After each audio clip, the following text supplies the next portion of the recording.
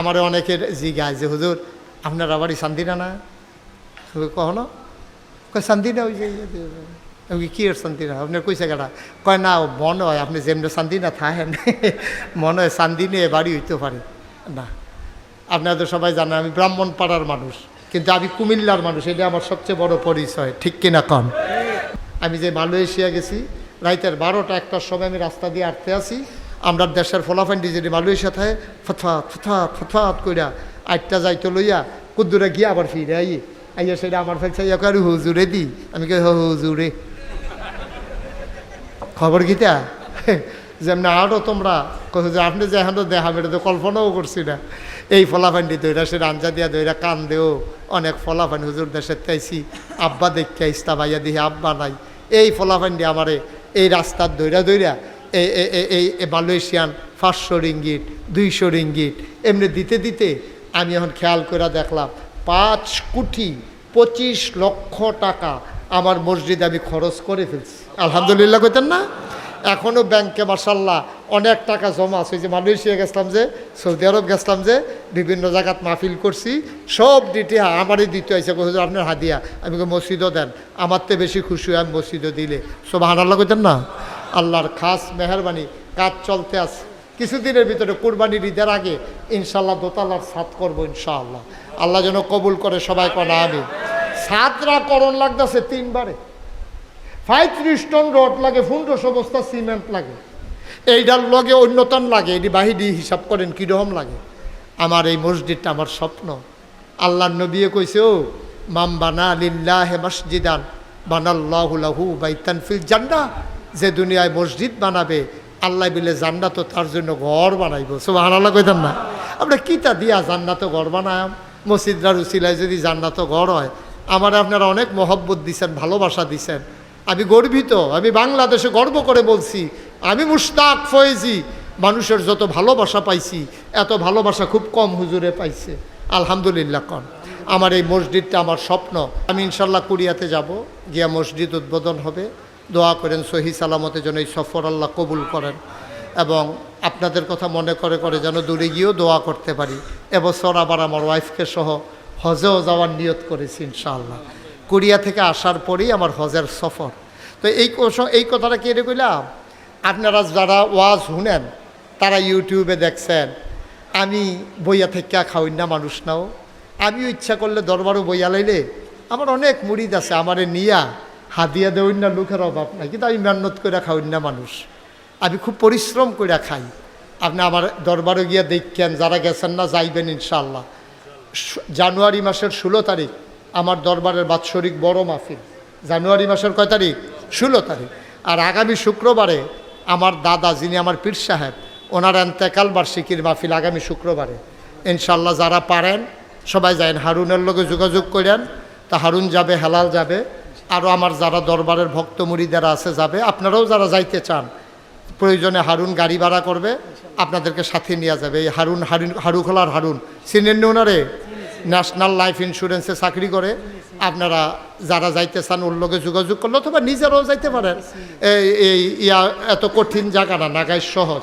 কুমিল্লা শহরে গিয়া যদি জিগার নাগাইশ যায়, নাগাইশ না চিনলেও যদি কোন মুশতাক ফয়েজি হুজুরের বাড়ি যায় তো সকলে দেখাই দিব। মারহাবা কর না কেন? আচ্ছা, আমি ওই যে কইলাম আজাইরা বইয়া খাওয়াই না মানুষ না, আমি চিন্তা করলাম এই জাতির জন্য কিছু করা দরকার। আমি তো সারা জীবন থাকতাম না। ফাড়ায় ফাড়ায় মসজিদ আছে, মহল্লায় মহল্লায় মসজিদ আছে, কিন্তু সব জায়গায় আমার অসহায় মানুষগুলোর জন্য হাসপাতাল নাই। তা আমি একটা চিন্তা করলাম যে সুন্দর করে একটা হাসপাতাল এবং সাথে একটা মসজিদ করব।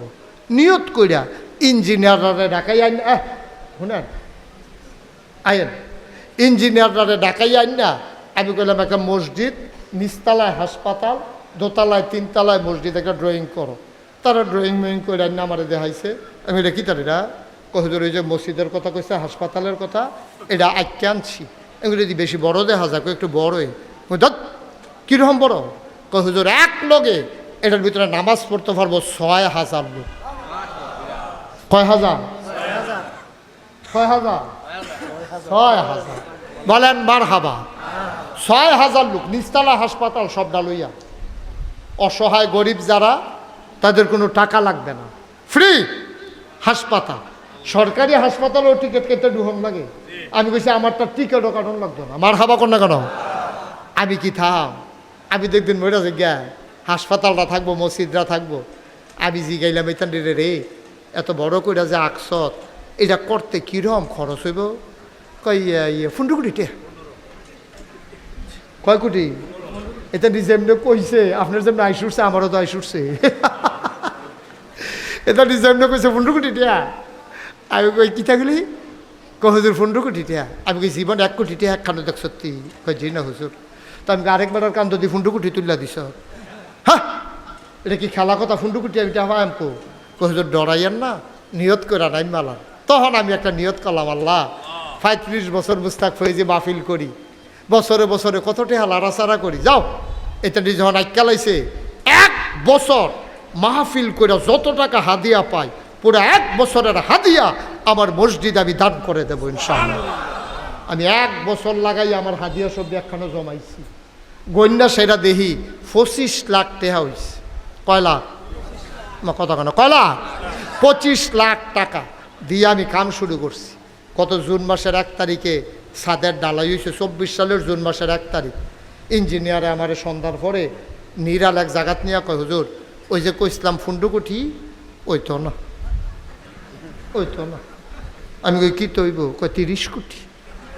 আমি কই হ্যাঁ একটা বাস পড়া রয়েছে না, 2টা ফিটা দে। দাদা মসজিদ করাম কনি কি আমার অন্যায় হয়েছে?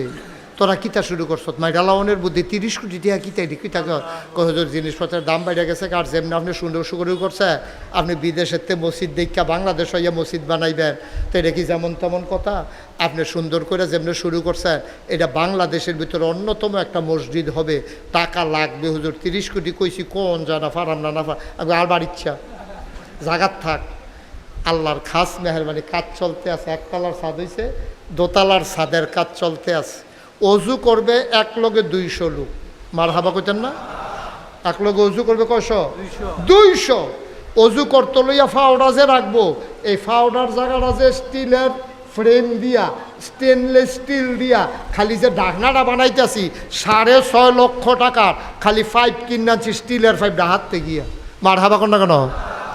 এই মসজিদটা একটা অত্যাধুনিক মসজিদ হবে। আমি যখন মাহফিলতে যাই গিয়া সেটা মসজিদের ছাদে উঠি, খেড়িয়ে খেড়িয়ে কান্দি, আল্লাহ আমি যদি মরে যাই গিয়া এই মসজিদটা কেডা করবো? আমারে যেমনি চিনে আমার ফুতাইত্রে দমাই সে তো চিনে না, কিতা করতাম? আল্লাহ কান্দি, আল্লাহ আমার এদূর হায়াত দাও যেন মসজিদরা কইরা মরতাম পারি। আল্লাহর কাছে ভিক্ষা চাই। আমিন কর না কেন? আমি এমনি দোয়া কইরা কইরা কান্দি। কাঁদতে কাঁদতে ঘুমাইতাম যাই, ঘুমে ধরে না স্বপ্নে দেখি মসজিদ। খাইতাম বলে মনে হয় যেন প্লেটের সামনে মসজিদরা বাইয়া রইছে। এই কারবার চলতে আছে। আমার ফুতের চাইতে আমার মায়া লাগিয়া গেছে মসজিদরার প্রতি। আমার মসজিদরা আমার স্বপ্ন।